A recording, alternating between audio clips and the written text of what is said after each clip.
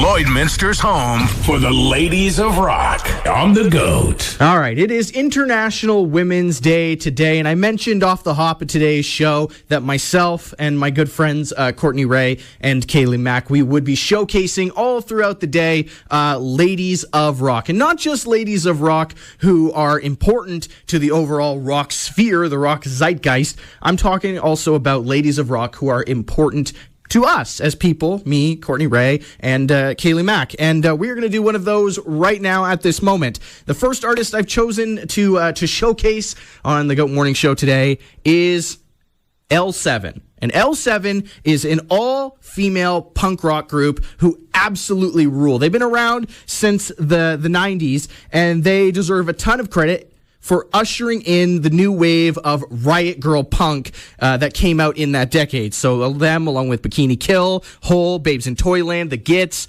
they served as a massive tour de force for not only the punk movement of the time, the riot girl movement, but also the grunge movement, alt rock, and new punk as we know it today. And they've inspired so many bands, male, female driven alike. They've all come from that branch that was held up by L7 and Bikini Kill and Hole and Babes in Toyland and so many other bands.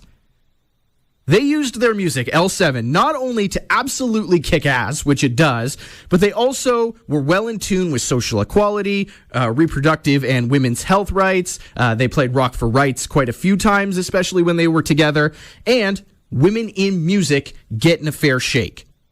They, like all the artists we're going to showcase today, did things their own way, and that's worthy of a ton of respect. And I think this tune shows that off a ton. It's just a quick 3-minute hit, and it's called Shirley.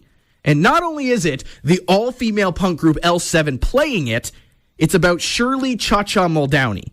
And if you don't know who Shirley Cha-Cha Muldowney is, Shirley was the first woman ever to get an NHRA drag racing license, so the National Hot Rod Association. She built her first car at 17 and then went on to kick ass in the NHRA for 6 decades.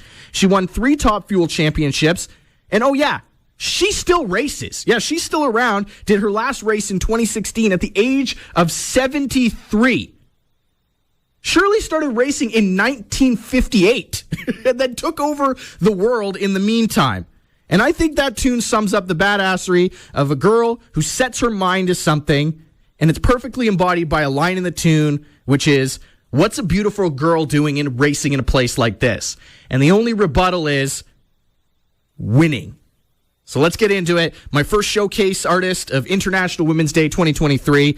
This is Shirley, L7, on the GOAT.